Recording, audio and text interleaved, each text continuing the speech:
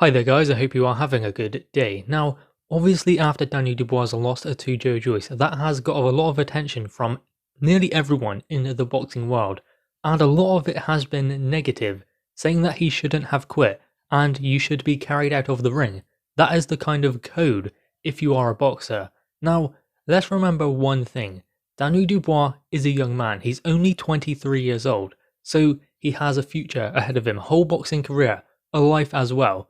So effectively when he's in there and that eye completely closed up, and I would imagine there were many symptoms that came with that injury such as double vision and blurred vision from what he could see out of that eye. Now that's going to be quite scary considering he's never been in that position before. You have to remember that. The inexperience probably cost him just as much as anything else, and the inexperience as being in that position. He's never been in a position where he's had an injury like that and had to overcome it.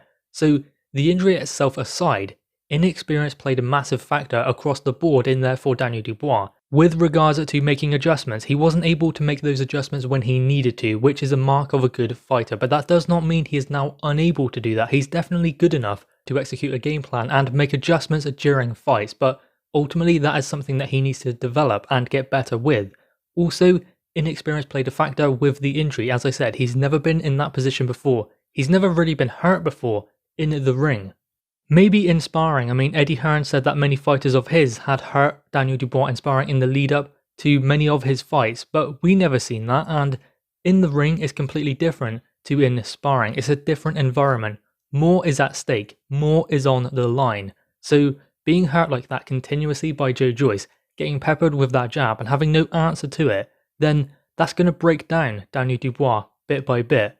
And I hear many saying once you've done it once, you'll do it again. It's hardest to do the first time and it's easier to do the second time. It always becomes an option after you've done it. I disagree. It depends on your mindset. The mindset of Daniel Dubois is different. I think that once he's done it once, he will never do it again. And I think that once he's done it once, he will never have to do it again because he'll make sure that he doesn't have to. That is the difference. It's about how you look at it. How do you take these certain things? Do you take it and think that, okay, you've done it once, so you will do it again, and it always becomes an option, so that almost becomes a weakness for a fighter like Daniel Dubois? Or do you take it and think that all of what he's getting, all of the stick, and the fact that he lost the fight, is he going to want to go through that again? Or is he going to get stronger from it?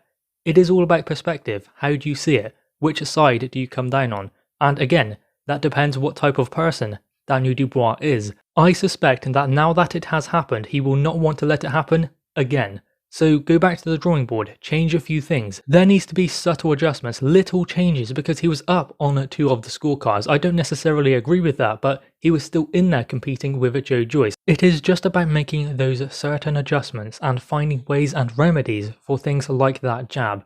Once he can take a jab away, like say if he could have done that against Joyce, then he's preventing what Joyce is doing. It's not just about focusing on what you're doing, it's about focusing on what your opponent does and taking those things away. So if he was able to take Joyce's jab away, then he takes away a lot of that damage sustained to his eye because Joyce would not be landing that jab so frequently. And I hope that Daniel Dubois can stay headstrong and move forwards. It's about learning from it, not necessarily dwelling on it. And that's easy for me to say because I'm not the one in the situation, but I hope that he just learns from it and moves on. Obviously, for a couple of weeks maybe it will be a bit of a sore subject, and that's not the injury, I mean emotionally. He's going to struggle with that, but hopefully he moves forwards. And just because he quit in the fight, that does not mean that he cannot still be a world champion. I think that he's a great talent with great abilities and he will have a great future. Again, just a young man, only 23, so there is plenty still to be had in the world of boxing for Daniel Dubois.